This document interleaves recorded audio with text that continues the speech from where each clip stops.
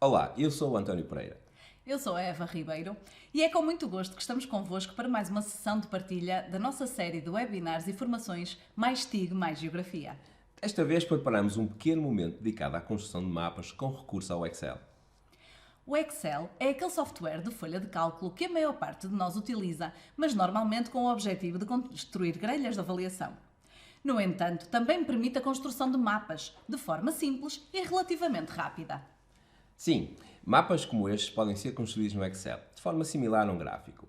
Para tal, basta ter acesso aos dados associados, por exemplo, à divisão por países.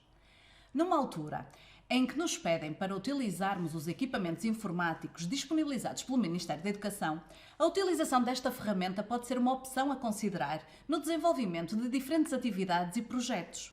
Nesta sessão, vamos passar por dois momentos. Primeiro, vamos descarregar um conjunto de dados que pode ser utilizado e tratado no Excel.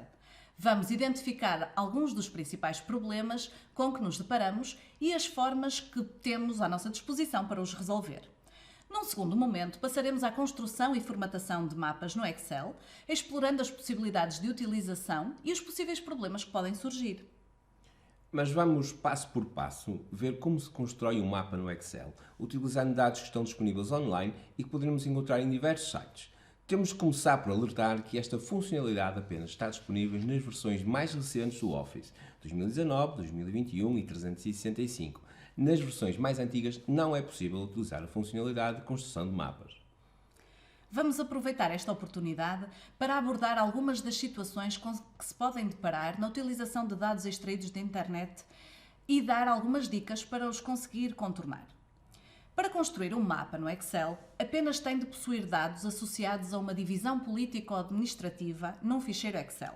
E vai ver que é mais simples do que julga.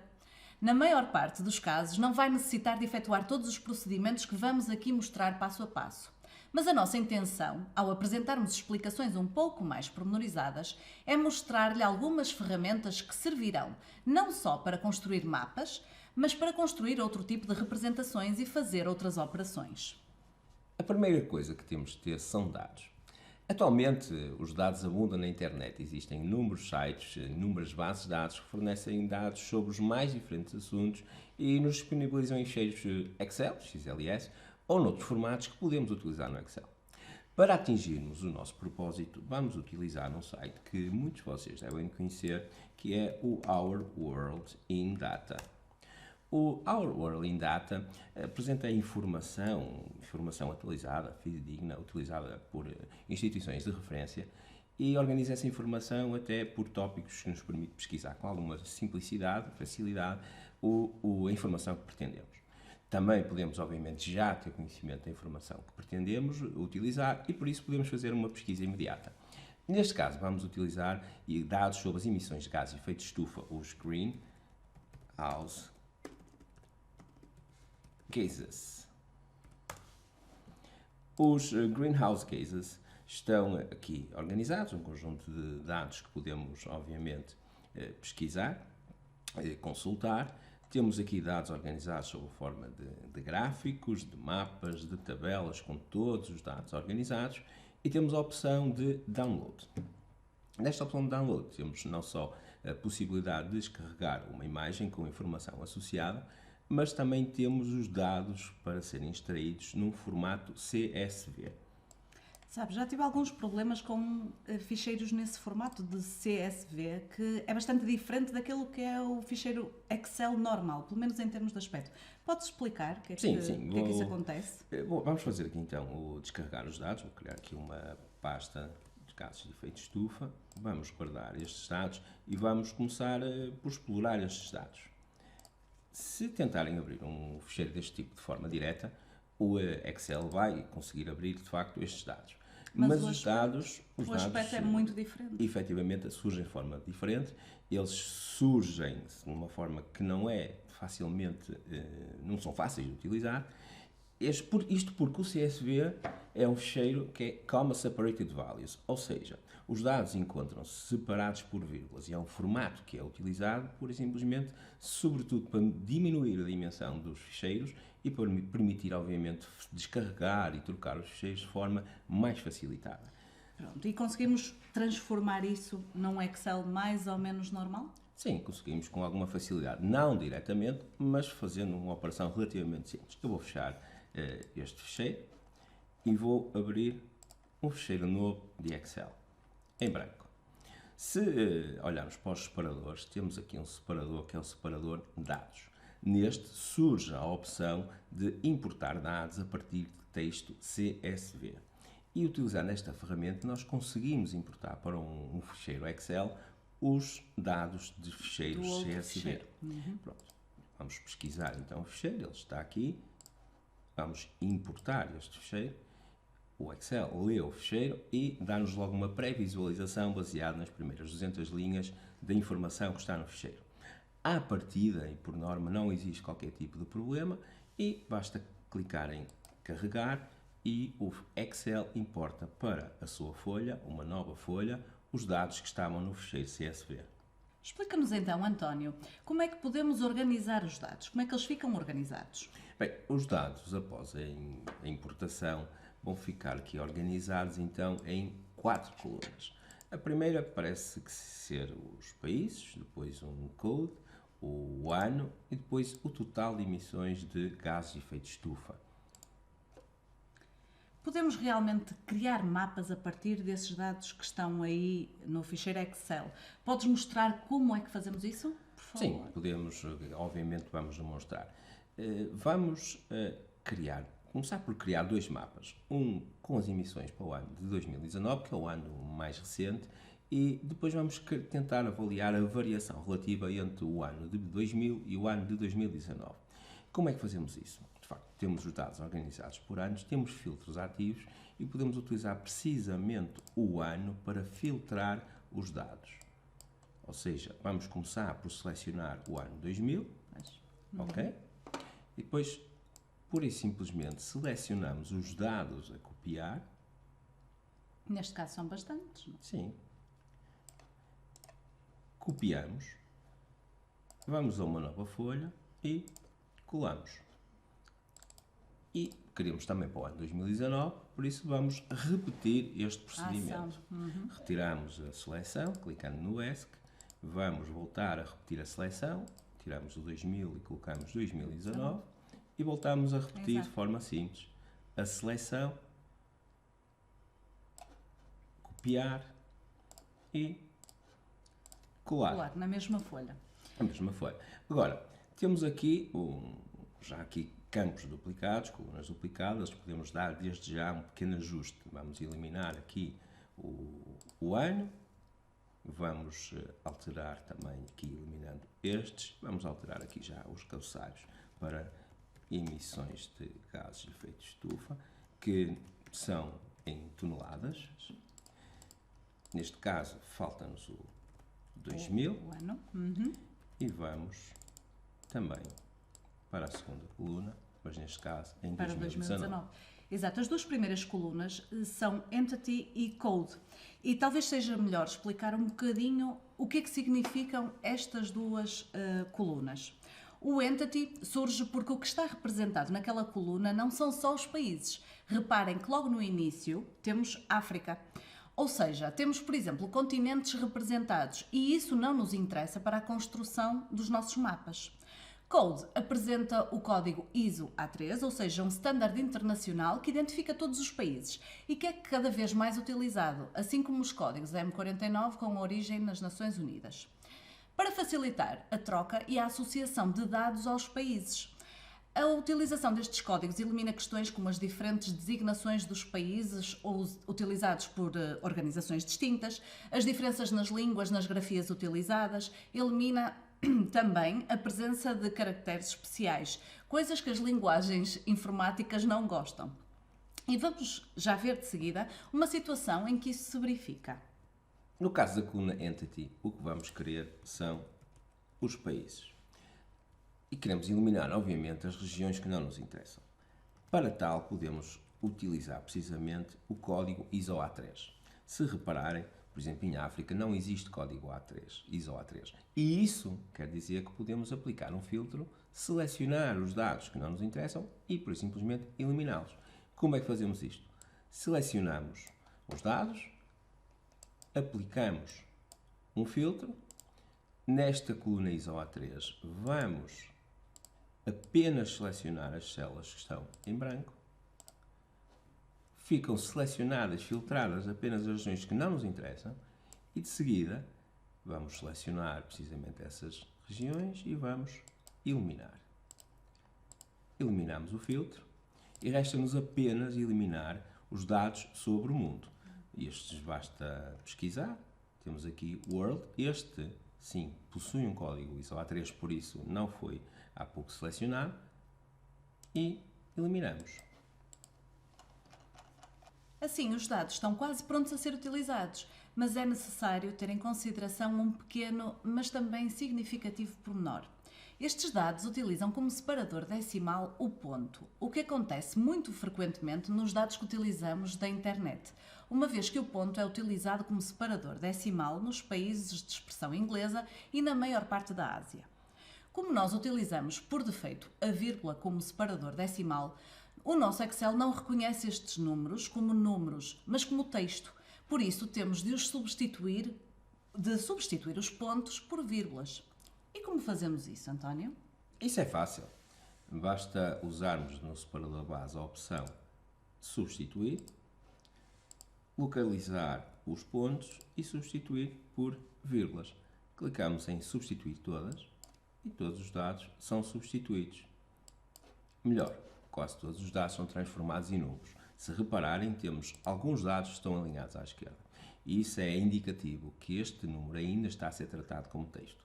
Tem duas opções para resolver o problema.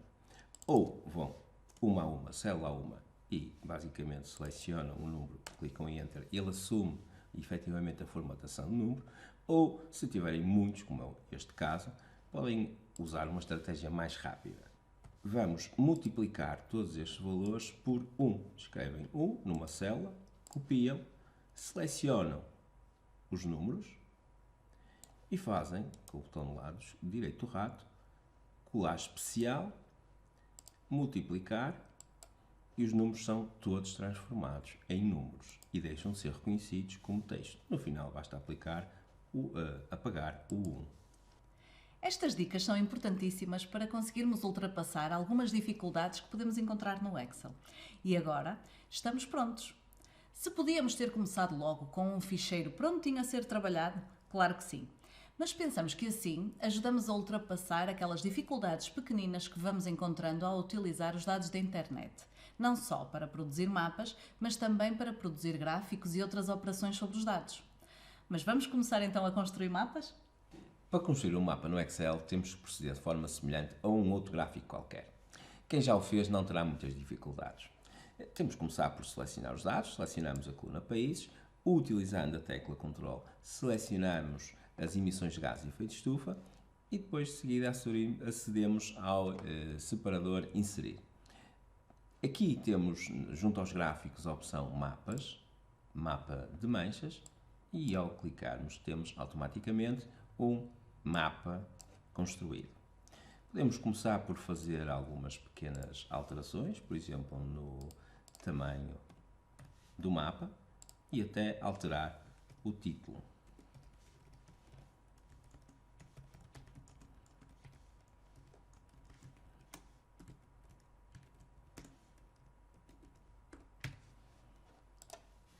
Os valores aqui estão representados com muito pouca leitura e podemos alterar estes valores deixando de ser toneladas, por exemplo, para milhões de toneladas. Como é que fazemos isso?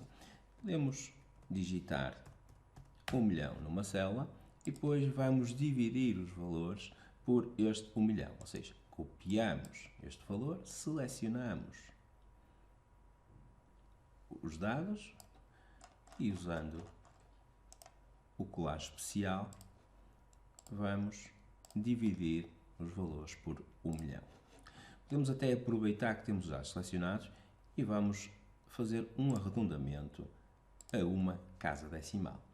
No final, apagamos o 1 milhão que digitamos anteriormente. Assim, realmente os valores ficam com muito mais leitura e a legenda também muito mais perceptível. Mas se olharmos atentamente para o mapa, vemos ali alguns países, neste caso o Congo, chama-me a atenção por estar a cinzento. Podes explicar-nos porque é que isso acontece e como é que podemos ultrapassar essa situação? Por vezes temos dificuldades na associação das nossas designações com as designações que o Excel utiliza. Vamos ver se o Congo tem efetivamente valores, porque é algo que também poderia não existir. Por vezes não temos valores para todos os países, mas neste caso temos. E isto quer dizer que temos um problema de associação. O Excel, por defeito, utiliza uma base de dados para saber os nomes que vai utilizar, que é geonames.org. Se acederem a este site, a esta base de dados, e pesquisarem por Congo, terão acesso à designação que é reconhecida pelo Excel, neste caso Congo Republic. E se voltarmos ao Excel e fizermos a alteração para Congo Republic, ele vai automaticamente reconhecer esta designação e atualizar os dados. Mas temos também uma outra possibilidade de resolver estes problemas, até basicamente os eliminar. É que, neste caso específico, nós temos disponíveis o ISO A3 e o Excel também constrói os mapas com base nos ISO A3. O que quer dizer que se selecionarmos a coluna ISO A3 e se selecionarmos com a tecla Ctrl as emissões de gases de efeito de estufa, podemos voltar a inserir o mapa, não com as designações dos países, mas utilizando o código, e podemos fazer os mesmos ajustes simples. Mudamos o título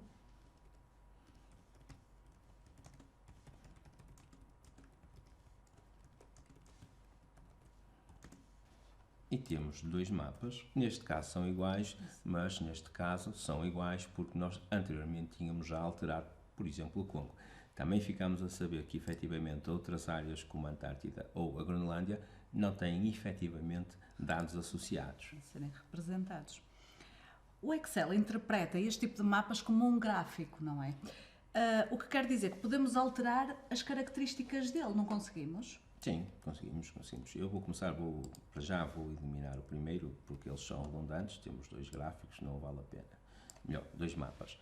Ele, de facto, permite fazer formatações como se fosse um outro gráfico qualquer. Vou fechar também esta consulta e podemos, por exemplo, selecionar o título e mudar o tamanho da letra ou até escolher outro tipo de letra. Mudar a cor, se desejarmos, e podemos fazer a mesma coisa, assim simples, para a legenda. Podemos fazer todo este tipo de formatações, mas existem algumas formatações específicas para os mapas. Aliás, se selecionarem, temos logo dois separadores que têm um conjunto de aspectos só relacionados com este tipo de mapas, mas talvez a maneira mais fácil será sempre através do menu de contexto, clicando com o botão do lado direito e, por exemplo, formatar série de dados. Aqui temos as opções específicas dos mapas. A projeção do mapa, por definição, é automática, mas podemos selecionar outras projeções, como a de Mercator, conhecida por todos, ou a de Miller, que baseia-se também no Mercator, mas é uma projeção afilática, ou a projeção de Robinson, que, como nós sabemos, é uma projeção muito utilizada em termos didáticos por apresentar uma boa razão entre a forma e a área representada. Também podemos escolher o que é que está representado no mapa, se apenas as regiões com dados, e aqui foi eliminado, por exemplo, a Antártida e a Groenlândia, ou podemos forçar a aparecer no mundo inteiro. Depois temos as etiquetas, que neste caso específico talvez não faça muito sentido, podemos apenas se existir espaço, mas como o mapa é relativamente pequeno, será difícil representar muitas etiquetas, por isso não faz muito sentido. Surgiu aí a cor de série. Queres explicar para que serve? Sim. A cor da série é muito importante. Ele é que vai ser responsável pelas cores que são utilizadas nos mapas.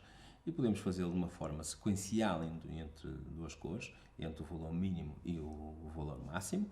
Podemos selecionar as cores, usando as paletas que estão disponíveis, ou outra cor que queiramos utilizar, por exemplo, esta. e podemos selecionar também para o valor mais baixo. Vamos usar aqui uma gradação. Pronto, e temos os valores representados. Mas ele também permite fazer a representação através de 3 cores. E aí podemos criar, por exemplo, cores associadas aos valores positivos, cores associadas aos valores negativos. Podemos criar, atribuir ao valor mais baixo uma cor. Neste caso não terá muito impacto porque os valores negativos são residuais. Podemos ter um valor intermédio, por defeito é efetivamente o valor intermédio, nós podemos atribuir o valor de 0, atribuímos uma cor. Em termos de representação não tem muito impacto neste caso, mas vamos ver já outras situações em que terá mais impacto, mas conseguimos diferenciar valores positivos de valores negativos. E que outras operações temos relacionadas com a representação dos dados? Por exemplo, a legenda está a ocupar uma área muito significativa e não permite que o mapa se torne ligeiramente maior, pode ser significativamente maior. Podemos fazer alguma coisa em relação a isso? Sim, podemos. Não é? Por exemplo, através do menu Estrutura temos opções para alterar o título e a legenda, ou se clicarmos, por exemplo, na legenda, temos a opção Formatar legenda. Neste caso, podemos passar a legenda para o lado esquerdo, podemos até tirar este visto e deixar que ela se sobreponha ao mapa, ficando sobre o Oceano Pacífico. E, obviamente, o mapa aumentou e ocupou a área que estava disponível. No caso do título, dependendo da utilização, podemos também retirá-lo. Por exemplo, se utilizarmos um documento Word, podemos escrever fora do mapa, ou até podemos, em alguns casos, sobrepor ao mapa. Depende muito das nossas intenções, do nosso objetivo. Devemos também alterar a informação da legenda para conseguirmos ter melhor leitura, não é? Sim, neste caso, ainda há pouco acabamos de transformar os valores em milhões de toneladas e até nem alteramos os cabeçalhos. E se o fizermos, reparem que será automaticamente atualizada a informação da legenda, mas esta legenda tem informações redundantes e por isso podemos simplificá-la. Como é que o fazemos? Fazemos selecionando o mapa, com o botão do lado direito, selecionar dados, e depois vamos editar a série de dados. Em vez de ele ir buscar essa informação ao cabeçalho da coluna, vamos nós escrever gases de efeito de estufa em milhões de toneladas. Clicamos em OK e a legenda é automaticamente atualizada. Temos então um mapa com a distribuição mundial da emissão de gases de efeito de estufa em 2019 pronto. Mas seria também muito interessante visualizarmos a variação relativa desde o início do século. Como é que conseguimos fazer isso? Conseguimos se fizermos o cálculo e representarmos no mapa. É relativamente fácil de fazer. Vamos numa nova coluna, vamos precisamente começar por escrever o cálculo que vamos fazer em percentagem e depois vamos começar o cálculo por um igual, vamos abrir parênteses, selecionar o ano mais recente, menos o ano mais antigo, a dividir pelo ano mais antigo, vezes 100, para termos uma percentagem. Ajustamos as casas decimais e depois só temos que arrastar a fórmula até ao final.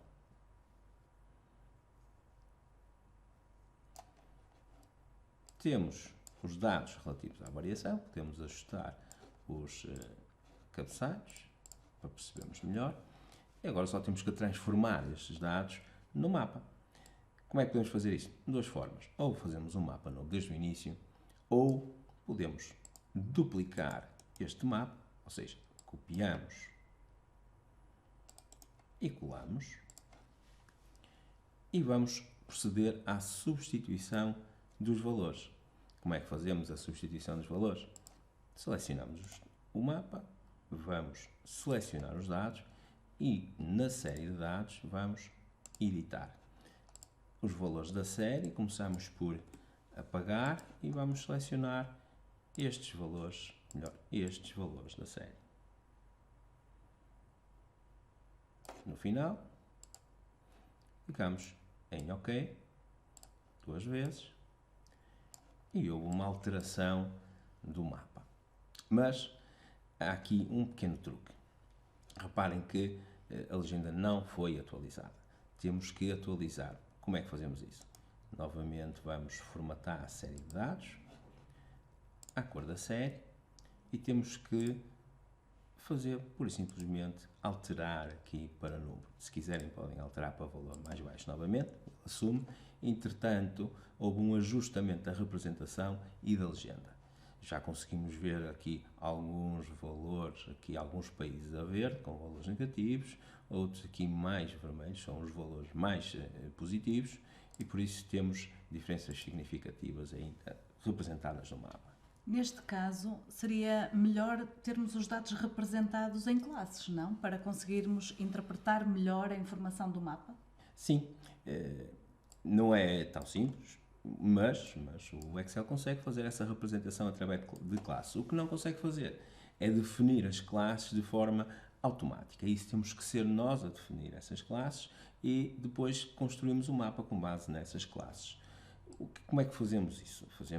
Vamos começar por eliminar estes filtros e criar um novo filtro que abranja todas as colunas de dados.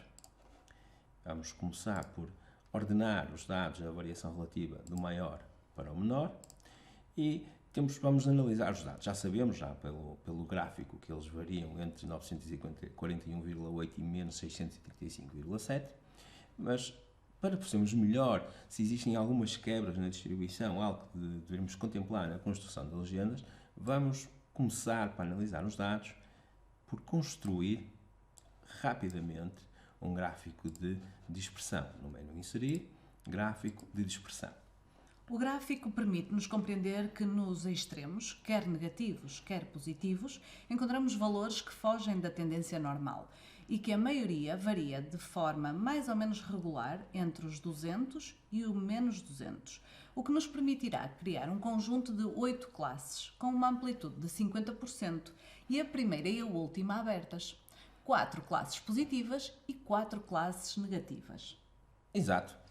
E vamos construir então essas classes e associar essas classes precisamente a cada um dos valores que temos disponíveis. Vou apagar este gráfico, que foi elaborado apenas meramente para visualização, e vou escrever aqui, começar por escrever as classes que vamos utilizar. Começando, obviamente, pela primeira positiva. 0,50, a segunda,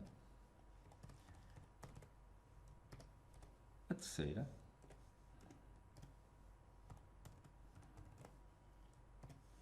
e a quarta, que será uma classe aberta, igual ao superior a 150. E agora temos que proceder o mesmo para as classes negativas.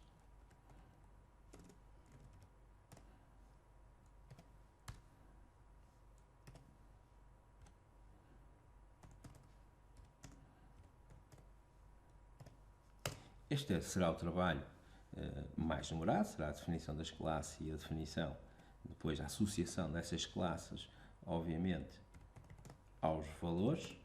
É possível fazer de uma forma um pouco mais expedita, mas não temos assim também tantos valores que justifiquem estar a inserir aqui mais operações um pouco mais complexas.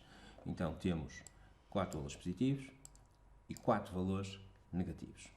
O que temos que fazer então, os dados estão ordenados do maior para o menor, é criar uma nova coluna com as classes e associar estes valores, estas classes, aos respectivos valores.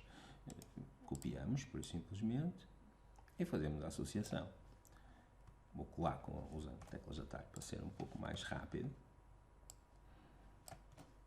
Vamos fazer esta associação.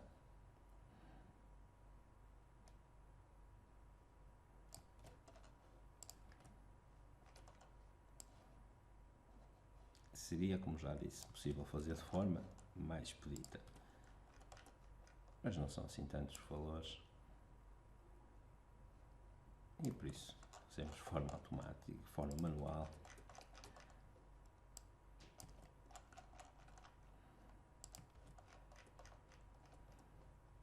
não é muito complexo.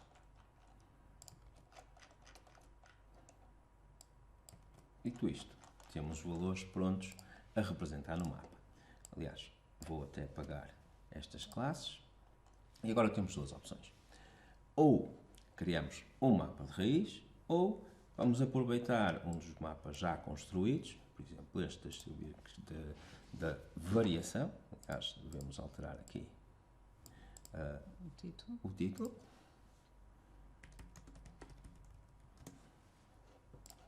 E podemos utilizar este mapa para construir este mapa por classes. Fazendo o que já fizemos anteriormente com um pequeno pormenor. Copiamos, colamos e fazemos novamente a alteração que fizemos dos dados. Selecionamos os dados, editamos a série e vamos aqui aos valores da série e vamos selecionar as classes. Mas atenção que há aqui agora um pequenino truque. Este mapa estava a colorir valores numéricos. Neste momento vai deixar de colorir valores numéricos para colorir nomes de categorias secundárias, ou seja, para fazer a representação dos valores através de classes. Selecionamos esta opção e clicamos em OK. Duas vezes, cá está o mapa. As cores é que não são as melhores, pois não? Como é que podemos fazer para alterarmos as cores? Essa então é a parte mais fácil. Basta selecionarmos as cores na legenda e depois formatarmos a cor.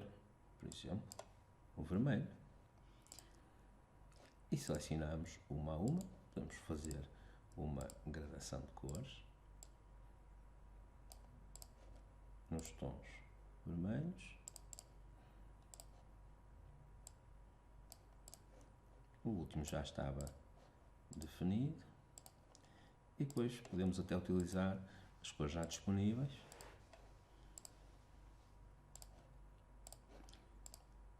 E uma a uma construímos a nossa legenda. E assim já temos um mapa que nos permite observar de forma clara as alterações verificadas nas emissões de gases de efeito de estufa entre os anos de 2000 e 2019. Vamos alterar aqui em cima também.